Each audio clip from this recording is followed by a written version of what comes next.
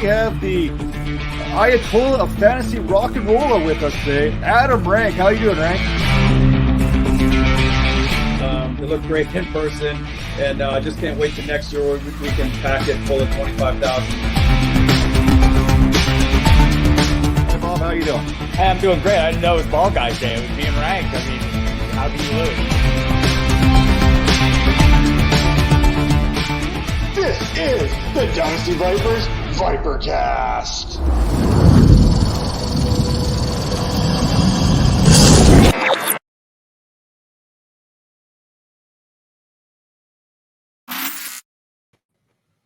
Hello and welcome back once again to the Dynasty Vipers ViperCast. This is episode 162, and joining me once again, we have Major Caldwell and Tera Roberts dropping in here. Tera, how you feeling today?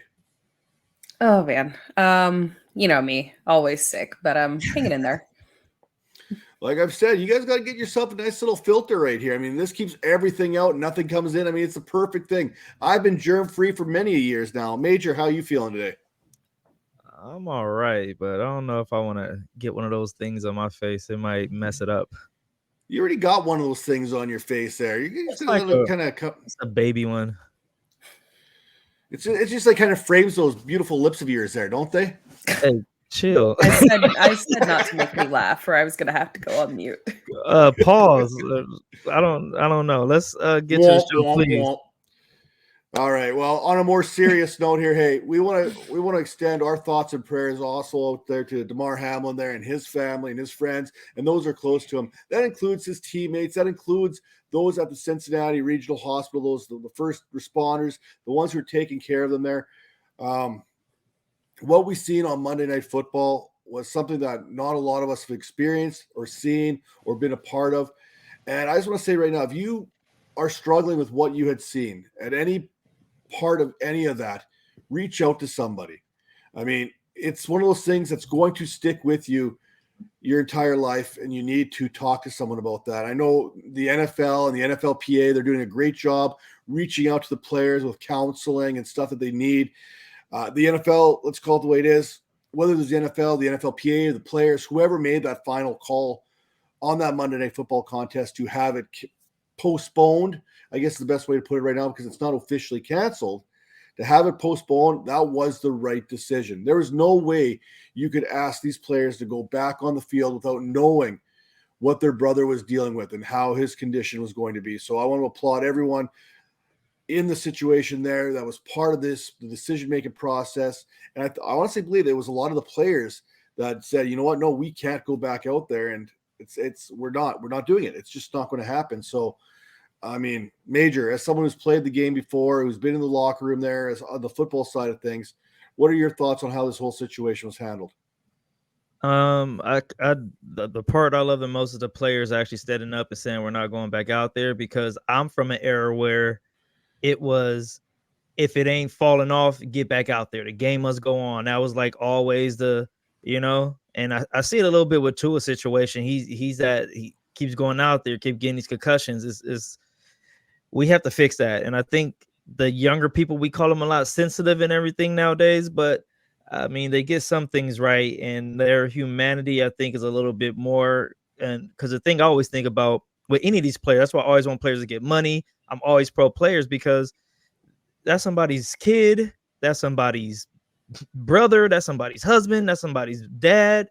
These are people. And a lot of times we just get so caught up in the numbers where it's like, oh, you're my RB3 or you're my wide receiver 1 and like stuff like that, or you're trash, or anyone who makes it to the NFL is the greatest player to ever play.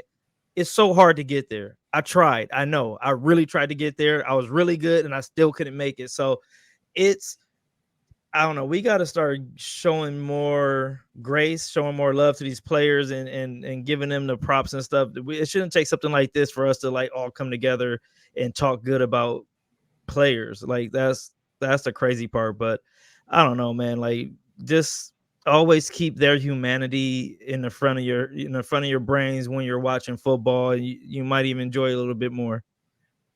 I have to applaud Cincinnati Bengals fan, the fantasy football community, all these other little tiny communities part of football. We've seen fans flock to the hospital after the game in support.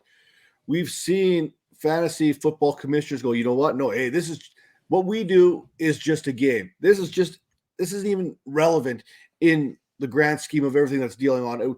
We've actually seen, for the most part, about 90% of a hit rate here, so to speak, where it's been positive, where we've been around this fantasy world long enough that there can be some venom spit out there over the silliest things, especially around this time for the the playoffs and the championship, actually, right? Championship games. Absolutely. We've seen players get attacked on Twitter and social media for underperforming and everything like that. But here we're watching Damar Hamlin, man, he is a young rising superstar. I mean, he was one of the top defensive players on this team. He's a great young man out of Pitt there. And it was fantastic to see people wanting to be part of a solution.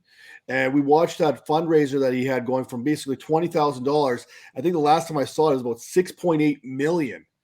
We're talking, we're getting people from the fantasy football community, the NFL community, people who just want to be philanthropists to a degree, all getting involved in this. Now, Tera, what have you kind of pulled in from all this so far? What have you seen? What have you heard? And what are you feeling? Yeah, I think Major makes a good point. I mean, these guys put all of their effort into this one finite moment of their career. And when we look at these players and the sacrifices that they have to make, just monetarily, you got to kind of put things in perspective. When we're looking at players, we're being tough on them and being critical. This is their lives. It's a very short amount of time that they work extremely hard for to have their career be this finite moment in their lives, a lot shorter than everybody else has. So, keep that in mind when we're thinking about this man in his life, his career. It's been kind of crazy, the anticipation in terms of getting notifications on your phone and hoping that it's positive news and thinking, can we get some kind of inkling of, glimmer of hope that this is going to be heading in a positive direction for him. So that's kind of been the takeaway that I've had on this one, in addition to what Major was saying, is that it's crazy how we've all come to this point where we really just want to make sure that this guy is okay. Right. We're looking forward to trying to hear something positive, a good outcome from this, because this was an absolutely wild situation for us to witness.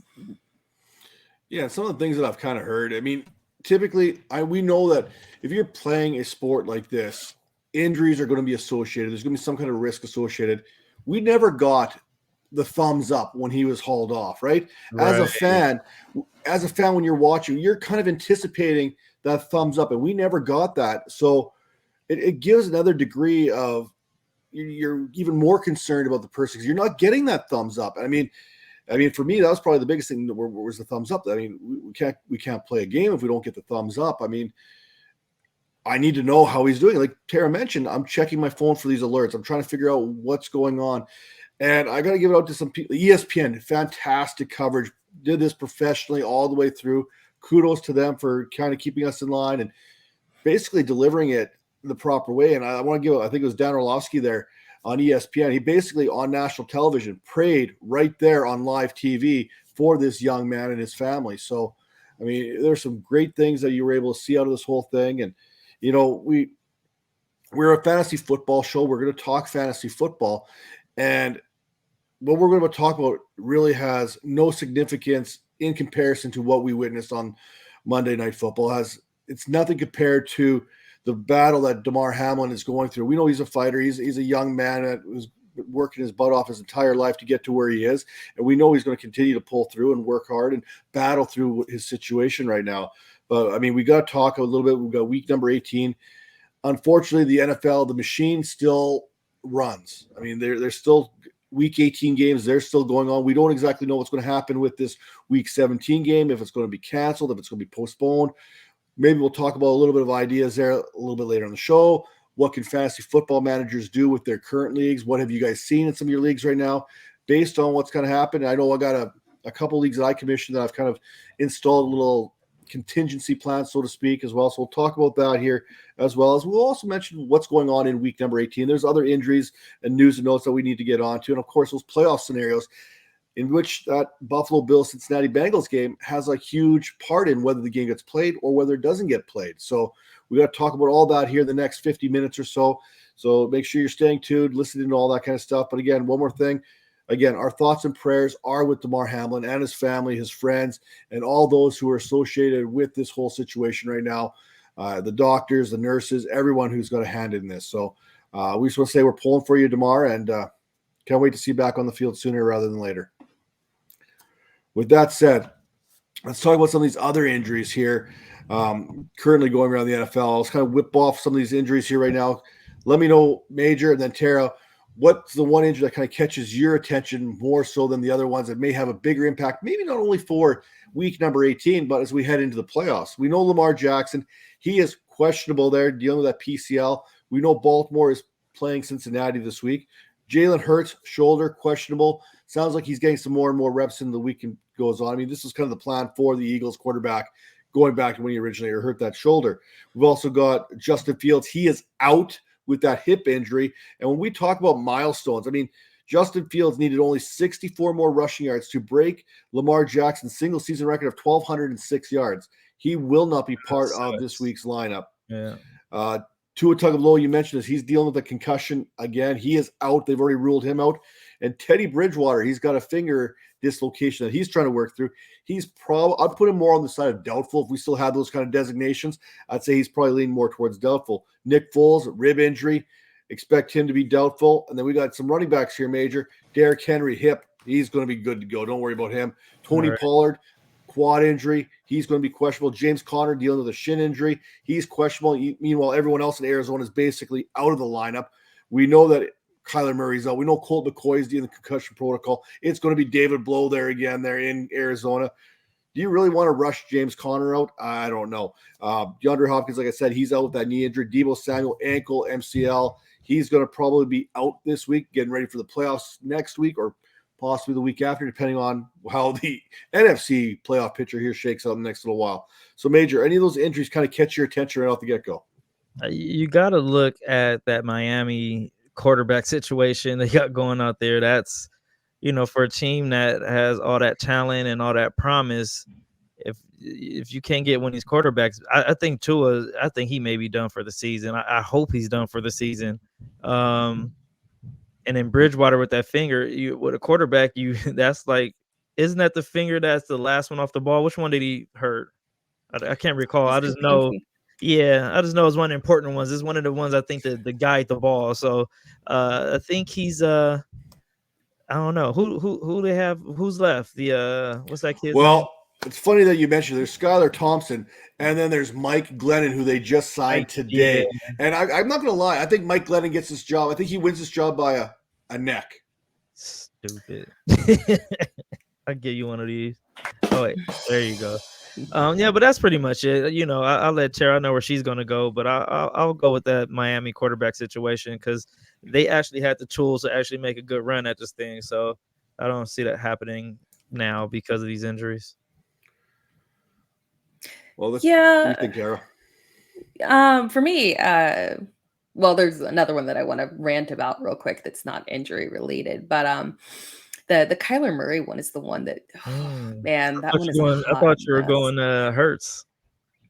No, I don't want to speak on Jalen Hurts since that pretty much derailed like 75% of my playoff teams. Yeah. A bad combination of Jalen Hurts and Ramondre Stevenson. Oh my God. About Ramondre. So good. Wonderful, wonderful regular season and just an absolute killer in the fantasy playoffs.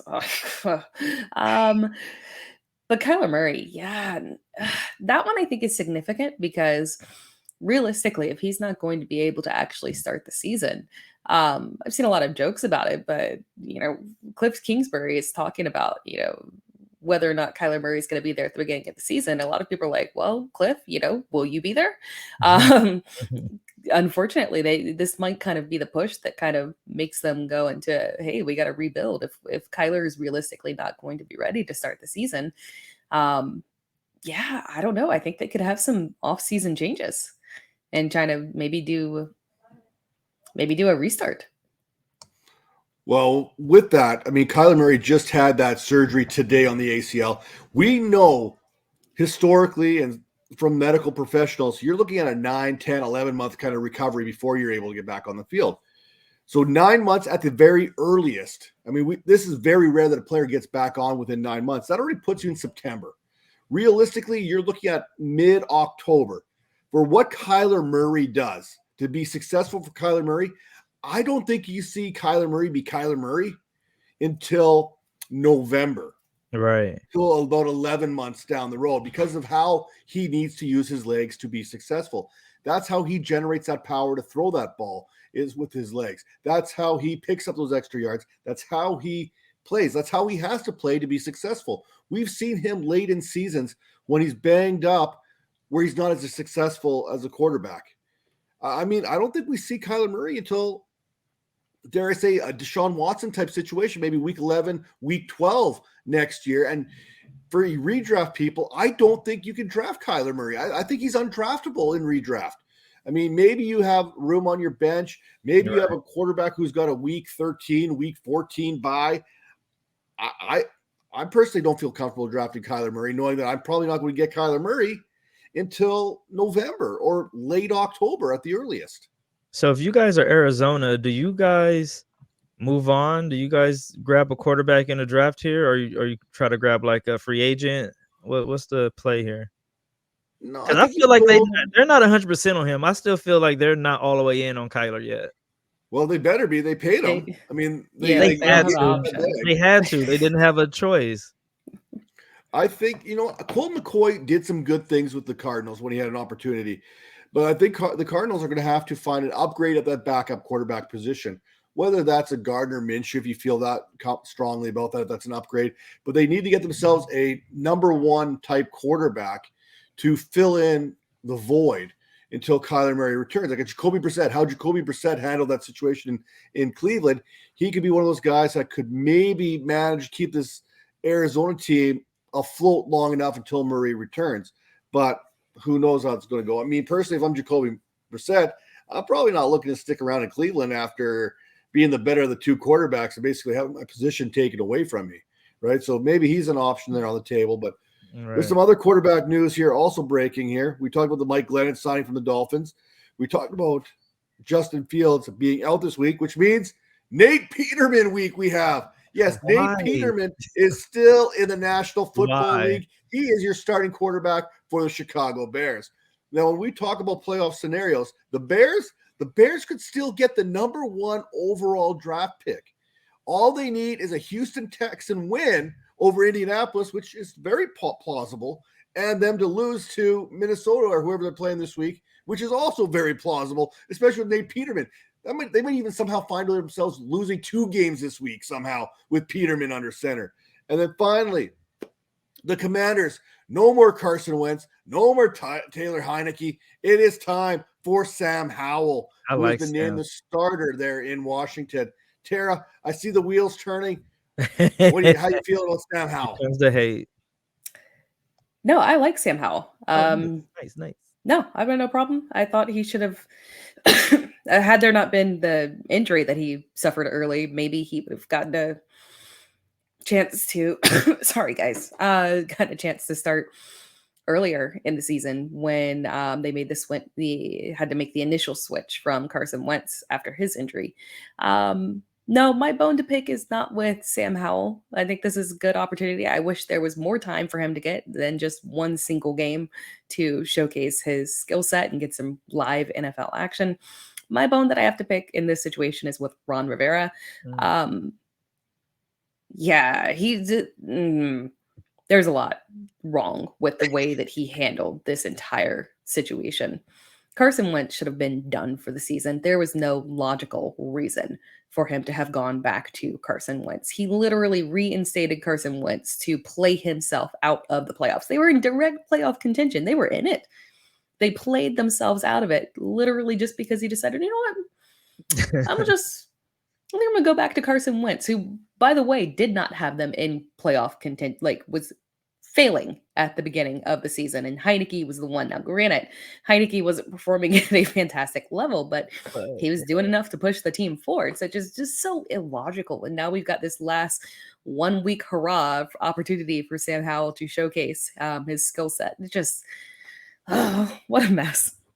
I wish Howell nothing but the best, though. I hope he does extremely well and can actually showcase that he's deserving to compete for the job next year.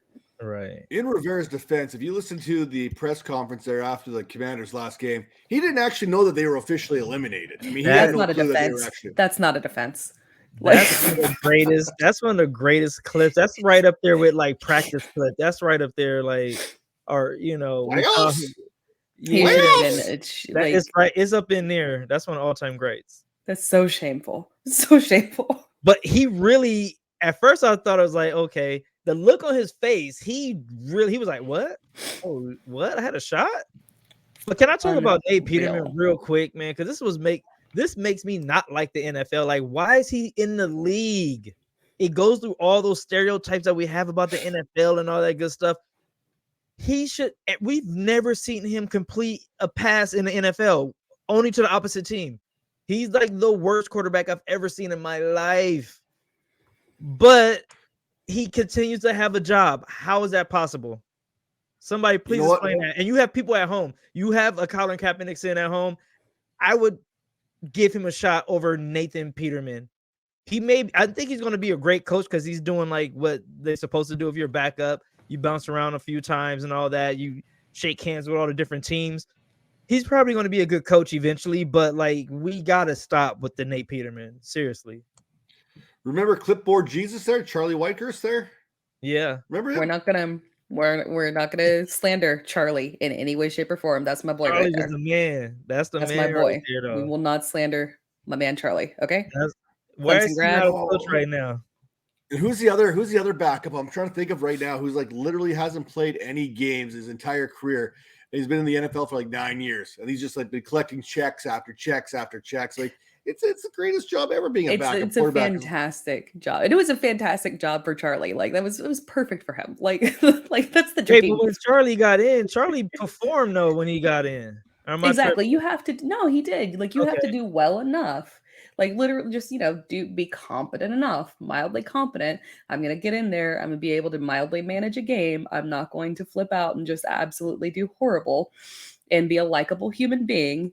And you can make your career as a third string quarterback. It's not a bad deal. But Matt, you were telling me there's not one Canadian quarterback who could come down here and that's better than Nathan Peterman. Like, what is going on here? Why is he still in the league? Somebody answer that for me. Well, Canadian quarterbacks aren't used to handling those smaller balls. They're used to the big ones. So it'd be quite the adjustment there for a Canadian quarterback to come back down. Balls on that too. You're having a real day today, buddy. Hey, just put it out there. So before you should be bragging about like playing with big balls. That's all I'm gonna say. Time to clip. Hey, yeah, no clipping here. No clipping. This might be an editing section here. No editing. You know me. I don't edit nothing.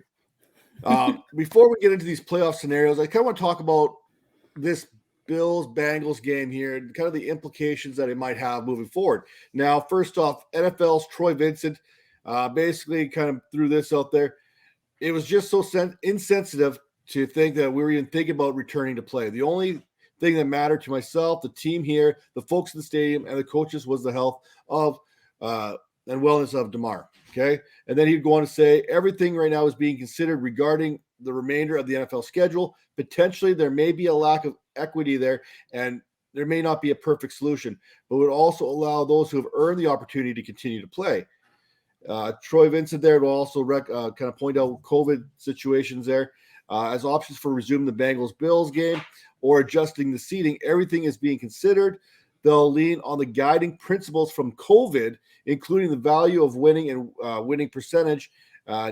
Basically need to give the commissioner suggestions if the game is not being resumed. And then the Bills-Pats game currently is scheduled for Sunday, although Troy Vincent did not rule out moving that game back and said that he'd have conversations with the Bills and how they're dealing with stuff. So I like the fact that they're going to talk to the Bills. Hey, are you guys okay to play this game when we're playing the game? But right now, I mean, we're going to talk about these playoff seedings, these playoff scenarios here. And that Bills-Bengals game it has some serious implications, not on just the number 1 seed, but even on the AFC North side of things. So, for example, it mentions here the value of winning and winning percentage. And I've heard people like Mike Florio and kind of talked on XM radio there about calling this game basically a no contest, and instead of going with wins and losses, going by winning percentage. That sounds great, except if the Ravens beat the Bengals this week, then technically the better winning percentage belongs to the Bengals. Belongs to the Bengals. However, if the Bengals would have lost to the Bills and the Ravens beat the Bengals, and the Ravens jump the Bengals in the standings and get home field advantage in the first round of the playoffs and likely secure that number 3 seed. So we've got all kinds of things going on here in this game. And I think they're talking about trying to make a solution that's good for everyone involved. I got news for you. There is no solution that's good for everyone involved. Now, the one I did see that I thought was probably the best solution out there was play the Bengals and Bills as part of week number 19, along with the NFC playoff games. And then in week 20, you play all the AFC playoff games. So the team that wins that game still gets that bye.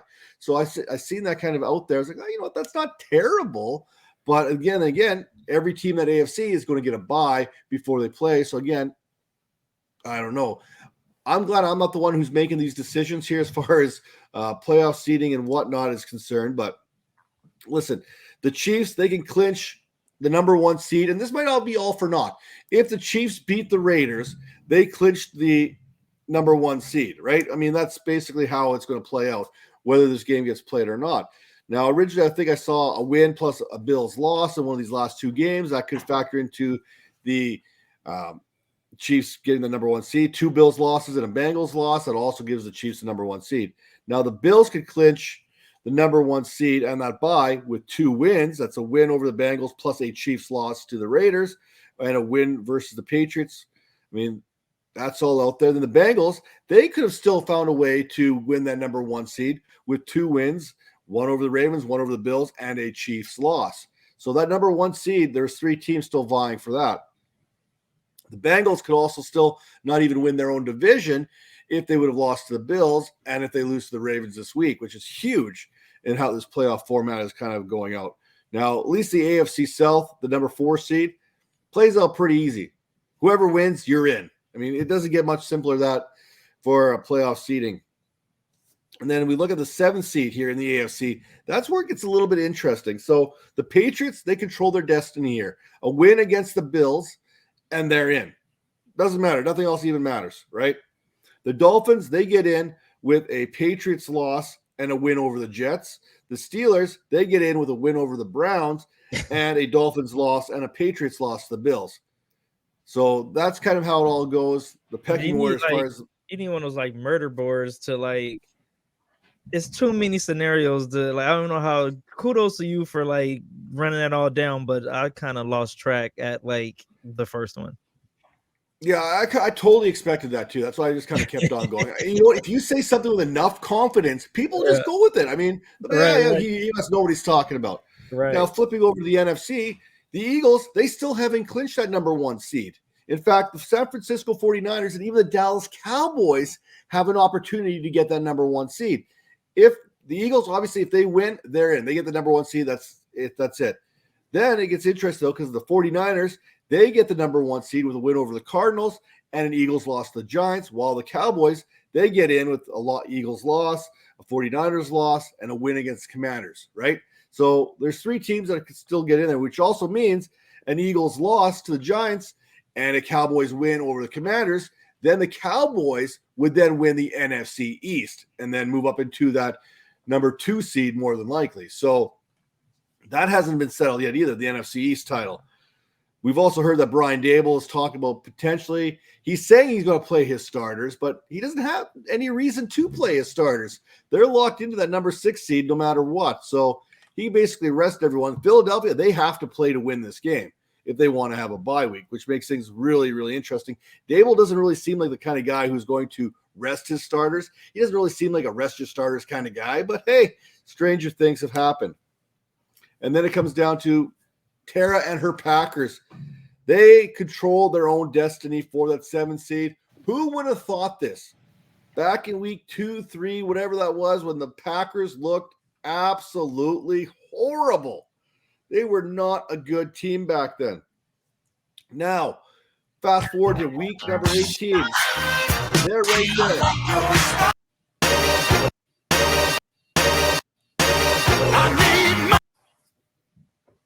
I have no idea where you're going with that, man. My bad. I thought I was on mute. I was queuing something up, but my bad. I had my mic off. My bad. Oh boy, and I'm not even going to edit that. Now the Packers, their playoff scenario, it's simple: a win and they're in, done. Now the Lions playoff, it could be over before it gets started. I mean, if the Seahawks beat the Rams, then the Lions are officially eliminated from the playoffs.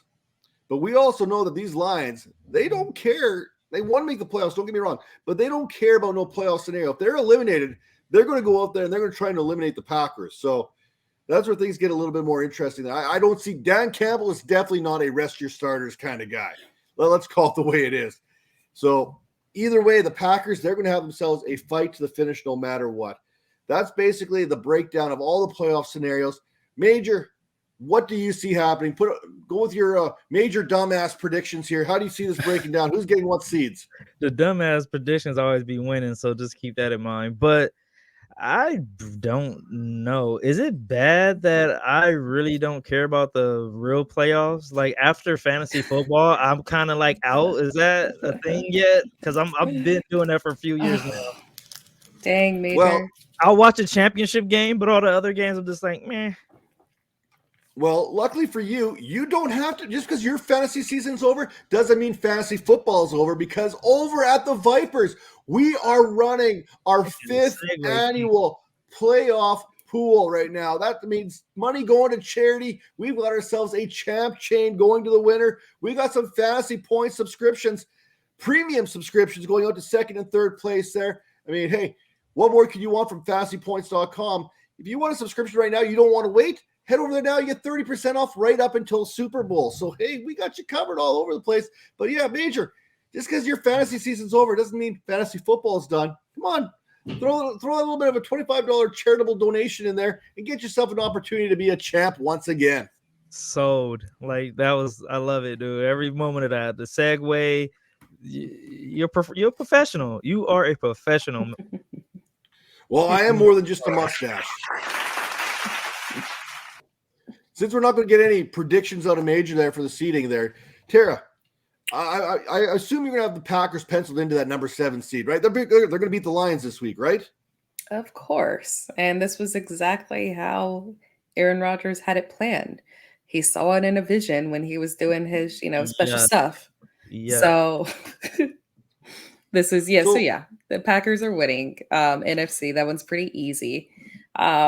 I do think the Eagles will win and claim the number 1 seed. And then over in the AFC, I think the Steelers are the one that are going to claim that last spot. Yeah. Why would that not surprise me? The Steelers somehow find themselves backing into the playoff. Great coaching, right? Year. Come on, exactly. Great coaching.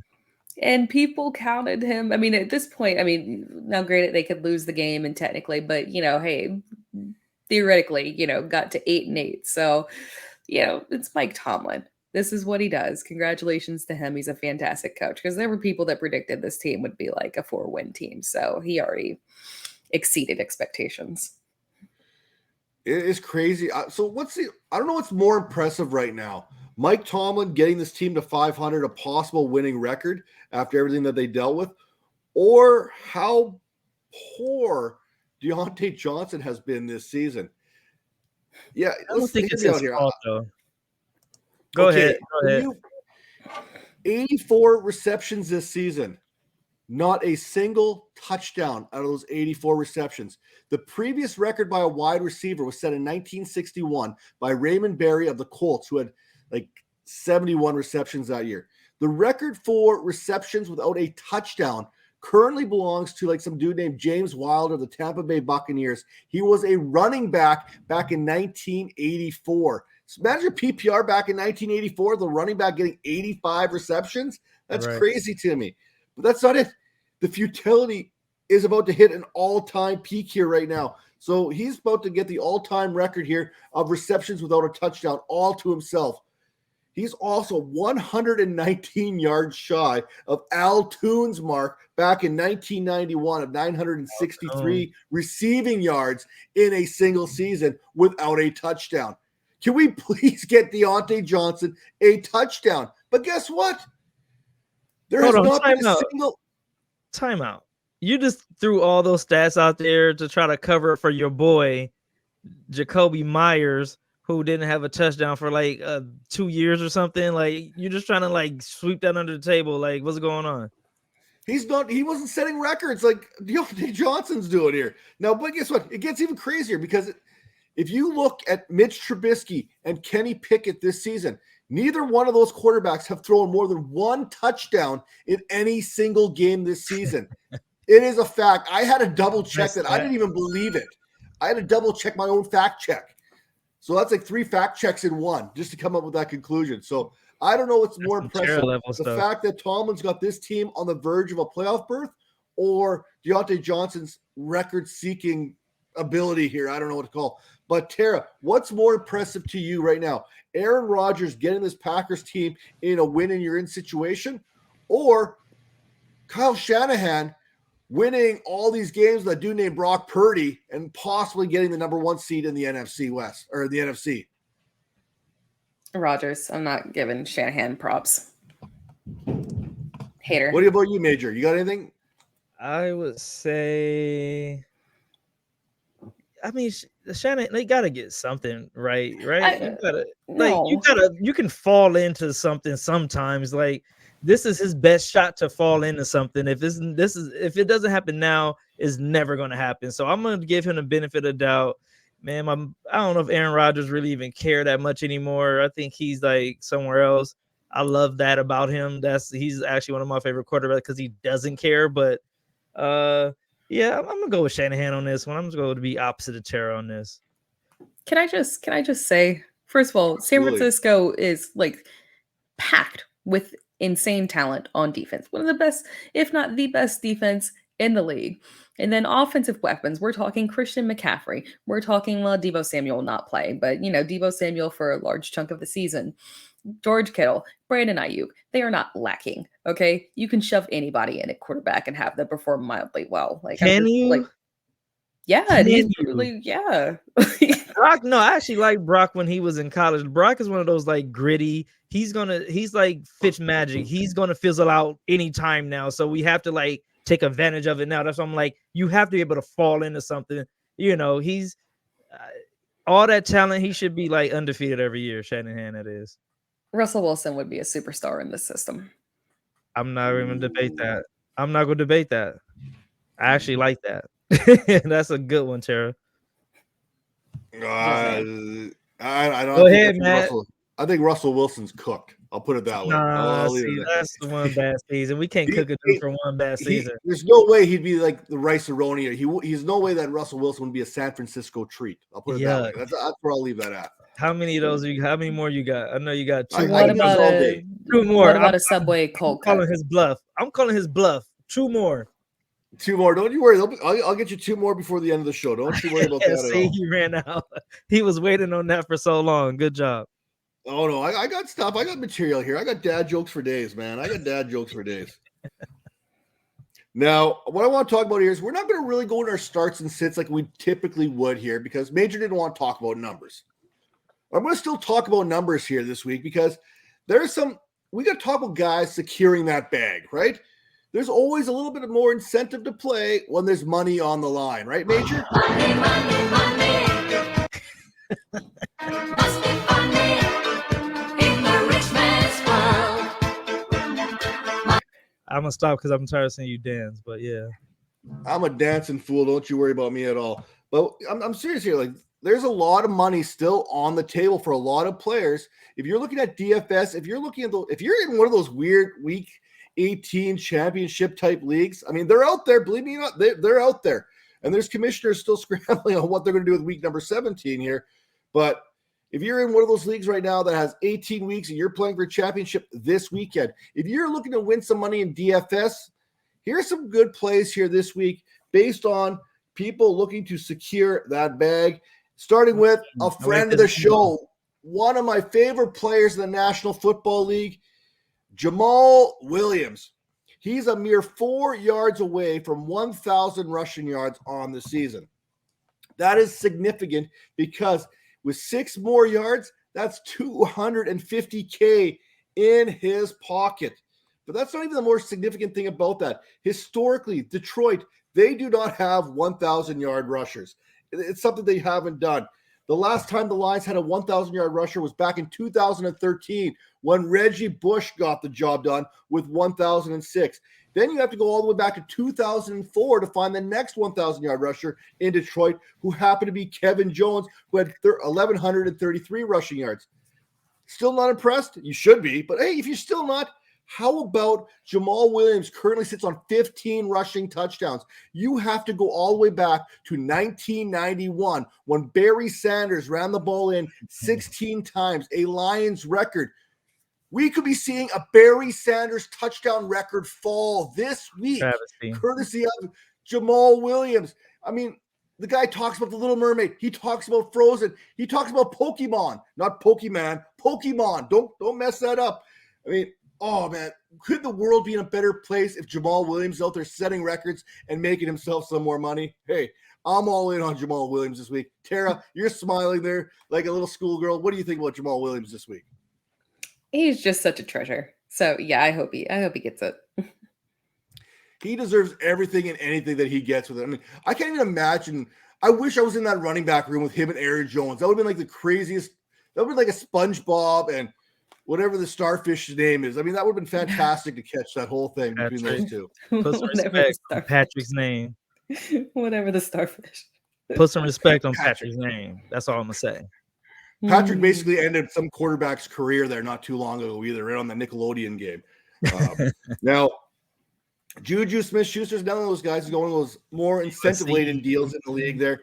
He is 2 receiving yards away from clearing 900 yards, which means another $1.5 million in his pocket. So you can probably assume that Patrick Mahomes is going to try and get him those 2 receiving yards somewhere along the way, which honestly might be all Juju Smith-Schuster actually gets. But hey, who am I to judge? Tyler Higbee, another one who's looking to make some money. The Rams tight end, he just needs 13 more receiving yards to cash in on a $500,000 bonus there for 600 yards on the season. Higbee has 17 receptions over the past 3 games. That looks like it's a pretty good bet right now. If you're looking at the prop, I mean, I'm betting that Higbee has a pretty good game this week. 13 receptions in this game? I don't know. Yeah, 17 receptions in the last 3 games. He only needs 13 more receiving yards. Oh, receiving yards. Okay. Oh, my bad. I thought you said receptions. Okay. Gerald Everett, Los Angeles Chargers, 5 more receptions. Gives him a total of 60 to make an extra $250K. So that's on the line. And then against the Tennessee Titans, Tara, both Zay Jones and Christian Kirk, they can make themselves some bank this week. They both have very friendly deals here based on catches, receptions, whatever you want to call it here. Zay Jones, he could be netting another $250,000 for hitting 70 receptions, 80 receptions. I mean, that basically every 10 receptions after 70, he gets another $250K there. He enters week number 18 with 78 receptions. So he's already got that 70 catch marker. Now 80 is right there. That's another $250K for 2 catches. And then he's got 115 targets this season. To put it in perspective, back in week 14 when the Jags played the Titans last time, he had 12 targets, 8 catches, and 77 yards. There's a possibility that he even hits the 90 reception market. I mean, if he catches all 12 of his targets this week, if he gets some, that's 90 receptions. That's $500K in his pocket. But wait, there's more. Christian Kirk, he gets a cool $500,000 if he hits 80 receptions. Another $500,000 at 90. So he's at 78 grabs. He's well within those ranges there. He can make himself $1 million this weekend if he catches 12 passes. So there's some money on the line for these wide receivers, and they're playing the Tennessee Titans, who've been handing it out all season long. Now, is there anything there that you want to see, Tara? Who do you want to see make some bank? That we know Jamal Williams, we want him to make bank. But any of these other guys, any other strong plays that you feel about? Everybody go make your extra money. I was like Tyler Higbee. I don't know. Sometimes he makes me not like him. Oh, I've no, tried he's an to like idiot. him. I try to like him so many times though, but it's like every time he lets me down. I'm like, come on, bro, you gotta give me one. Like, come on. So everybody else get that money. This one, I want you to get your money because I want players to get their money. But come on, Tyler. No, I'm fine if Tyler Higbee doesn't do it. He's an idiot. There you go, player forward there. Tara, the I'm pretty positive confident one. that he's not going to watch this show. But so we know those guys that are going to be making some bank, but there's some milestones here that we could be seeing happen here as well this week. I'm going to talk about the running backs here, Major. 1,000 yards is a big deal in the National Football League for any running back. And we've got several here that are on the cusp of achieving that. Dante Foreman, he's sitting at 846. He's going to need a big week, but we've seen him have big weeks. Ezekiel Elliott, he's already had 1,000-yard season here for like the 7th straight year, but now he's 866 yards rushing. He's closing in on 1,000 yards as well. Austin Eckler, definitely not a friend of mine, but hey, you guys love him. 881 yards. He's about 119 yards shy of 1,000, which would be a huge deal for him considering what he's done in the PPR world. Now, the one I like here probably the most, Tyler Algier, sitting at 900 rushing yards. The rookie is right there as well.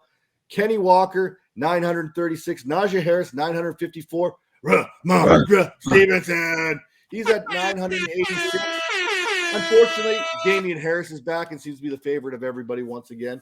And Tony Pollard, 988. So there's the guys right now in the backfield that have reasonable opportunities to hit 1,000 yards. Major, which back do you think does not get the job done this week? Does not. Oh, good question. I'm gonna go with Eckler. I don't know why, but he's been balling. Like earlier in the season, I was talking a lot of mess about you. I did not mean it. I was saying that you may be a little old. It may be getting a little long in the tooth there. I was right for most of the season, but like he has a little wiggle in his game now. Like before, I didn't like his style because he would just run right into people, but he's like making people miss. He's spin moves. He's doing all kind of crazy stuff. So he's making me a fan each time. So I want him to win, but I don't know. You know what? He will get it because I think the team likes him enough to like force the ball to him and get him that. I don't know. I think everyone's going to do it. It is nothing sound impossible. I mean, Zeke, actually Pollard's not going to get it because I don't think he's going to play, right? Well, he's got that quad injury he's still dealing with, but he only needs 12 yards. So they might get him in there for let him fall forward. yards and get him out. Yeah, I think everybody gets it. And then, Tara, I'm going to talk about because there's a couple. 1,500 yards is a big deal for a wide receiver. We've seen a couple already kind of accomplish that. We got two more that could possibly get in there. A.J. Brown sitting at 14:01 and Devontae Adams sitting at 14:43. Now, I know you guys talk about how tough that San Francisco 49ers defense was.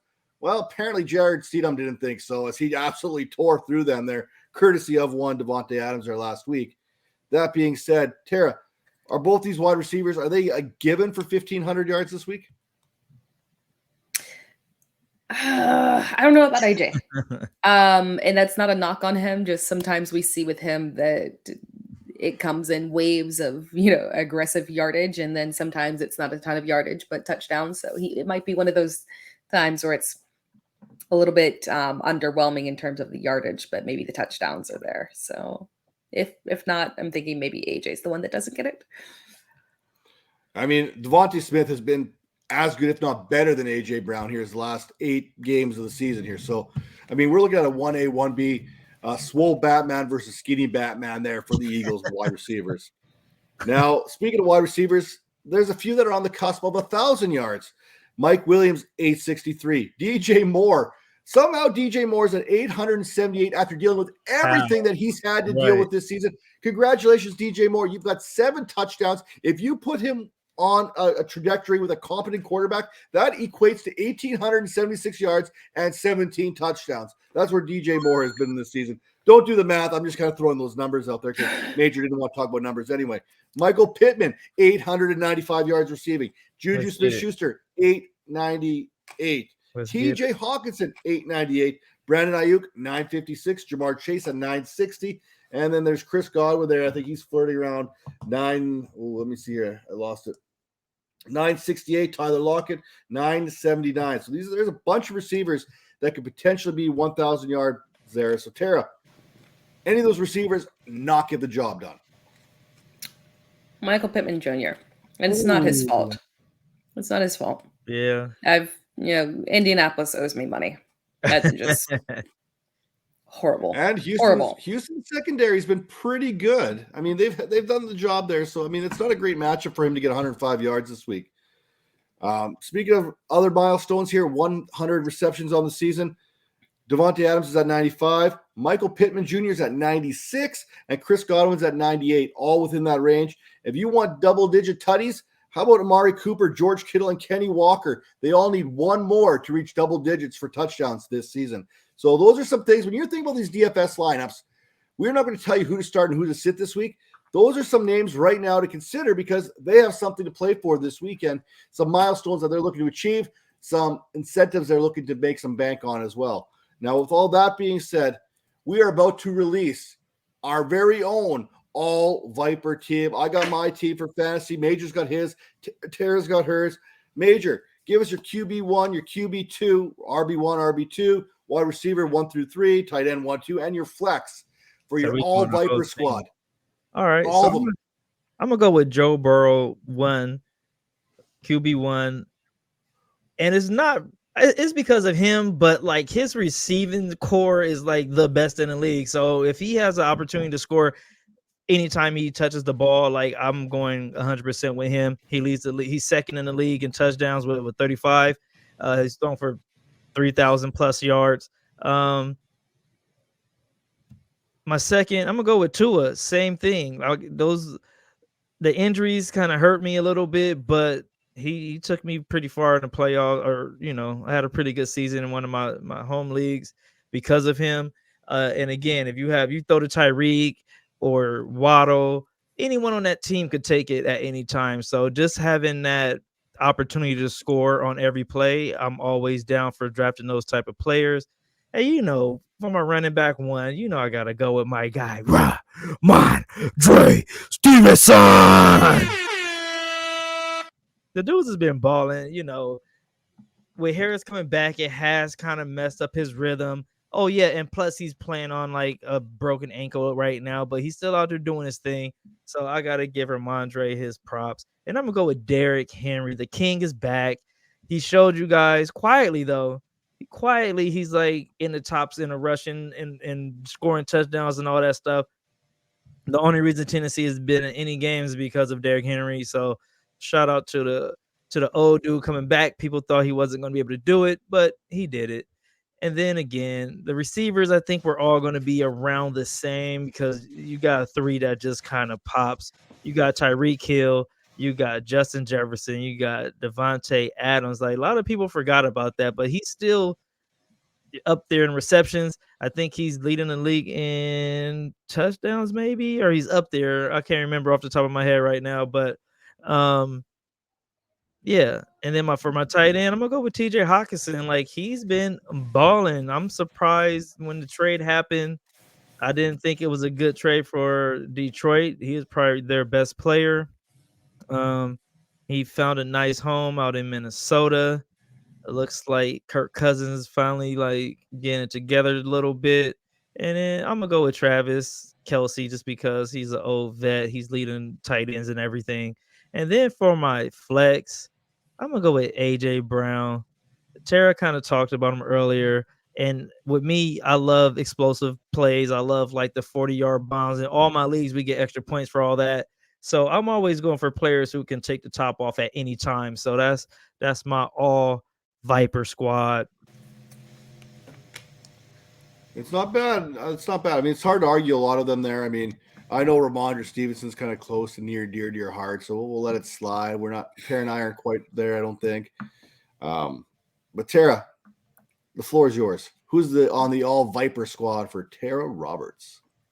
Well, QB1 is Jalen Hurts. He's been above and beyond the best quarterback and the most consistent quarterback in fantasy football this year. It's a true shame the injury had to happen because I think with a lot of people, especially me, unfortunately, he carried us through the season, and then we crashed and burned in the playoffs. So that kind of sucked. But Jalen Hurts, I mean, what a season! What a season! And good for him. Fantastic things to come. And hopefully in the playoffs as well. I would like to see him make a strong playoff push. So I'm looking forward to watching it since I do watch the playoffs major. QB2, Josh Allen. I think that one is self-explanatory. He did see a drop. He did see a drop off, unfortunately, with the elbow injury. But despite that, he still pulled through. Very strong, always with the upside on the ground. And then I wanted to give a special shout out to Daniel Jones, the QB2 of my heart. We're only picking 2. Like, why she get 3? You guys never follow the rules. I swear.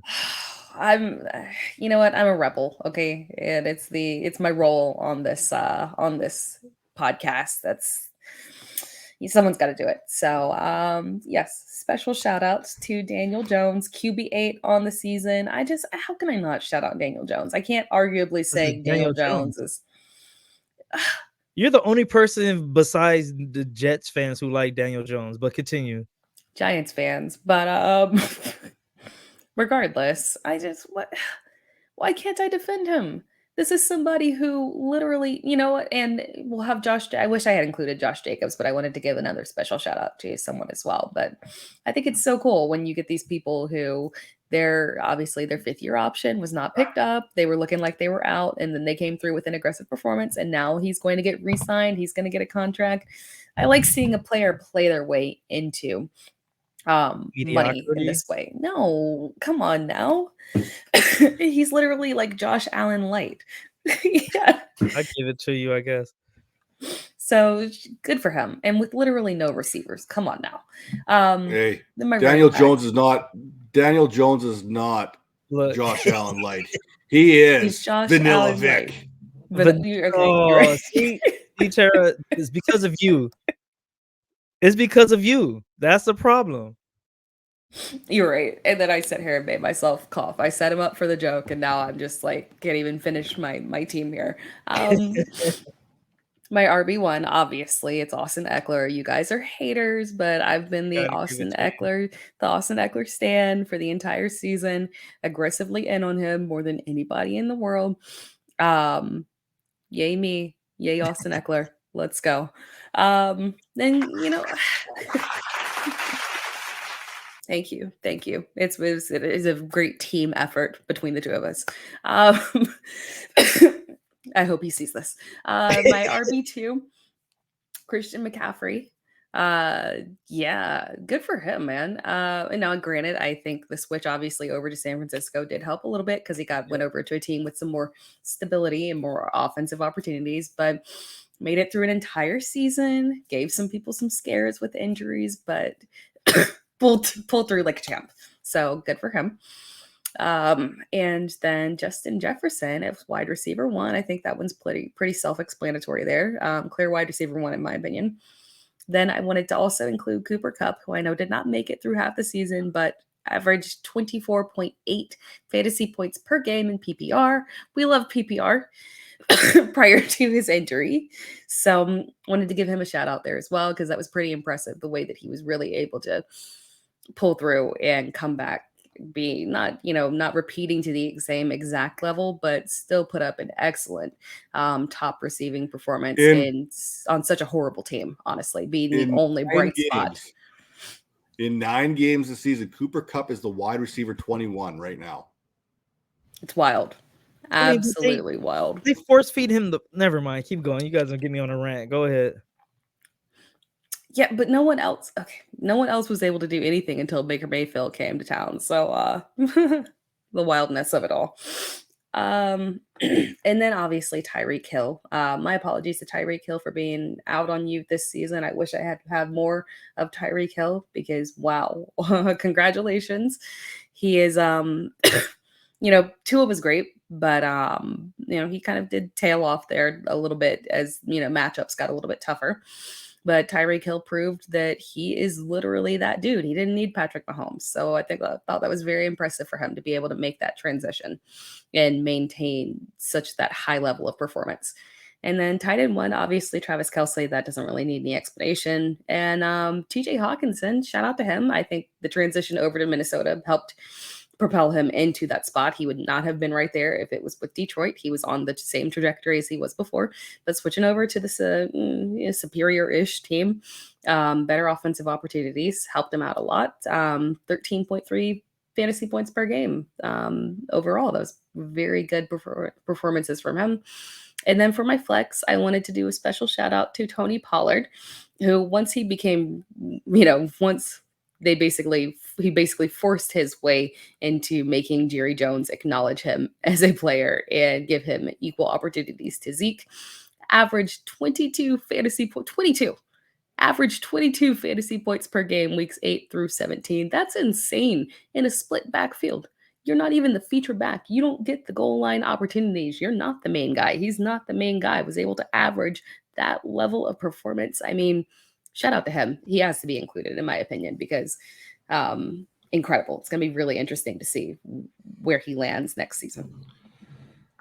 And then for me, for my all Vipers squad. Sorry, Major? I'm gonna say he's not. They're not letting. They have to. They're gonna pay him whatever they have to pay him. I don't know. They can't. Bad enough paying one running back, let alone paying two. Yeah. True. Now, for me, I'm going to go with Patrick Mahomes as my QB1. I mean, dude, all he does is throw 35 touchdown passes every year he steps on the field. I mean, I think the last time I checked, he's thrown 4 35-plus touchdown seasons in his first 5 years. Tom Brady and Aaron Jones have like the record at 6 35-plus touchdown seasons. That just kind of puts it into perspective how good Patrick Mahomes has been. And you mentioned how Tyreek Hill has had success without Patrick Mahomes. Well, Mahomes had success without Tyreek Hill, so I'll give him his credit there. Number 2, Jalen Hurts. When you look at where you were drafting these quarterbacks back in August, I mean, Jalen Hurts is a true value, and he could have been the number 1 quarterback if it wasn't for a couple injuries there. So Jalen Hurts gets my QB2 status. At running back, hey, I got no problem admitting when I'm wrong here. And, Austin Eckler in PPR has been that guy. Well, you have to say in PPR. I had to say in PPR because he hasn't done nothing in standard on it. So Nothing. Nothing. He's still shy of 1,000 yards. When he gets 1,000 yards rushing, then I'll give him a little bit more credit there. Nothing. But no, in all seriousness, Austin Eckler, hey, I'm giving him my RB1 status, man. What Sit down now. What RB was he? What RB was he? I'm well enough to do this. What RB was he? She's in always standard. Fine. She was. What RB was he in standard league? She's not I'd have sick to double anymore. check. I don't have it right in front of me right now, so I don't know if She does. RB2. So he did nothing? He did nothing? He's still not number 1. Sorry. If you're not first, you're last, right? Okay, Ricky Bobby. So Dude, since Austin Eckler isn't number 1, hey, how do you if a number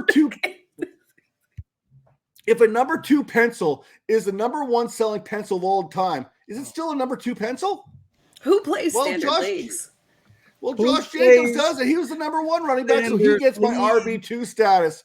Who plays? You may have talked about possibly putting Josh Jacobs out there. I'm putting Josh Jacobs out there as the RB1 in standard. Therefore, he gets RB2 status here on my all Vipers by less team. than 10 fantasy points total. Oof.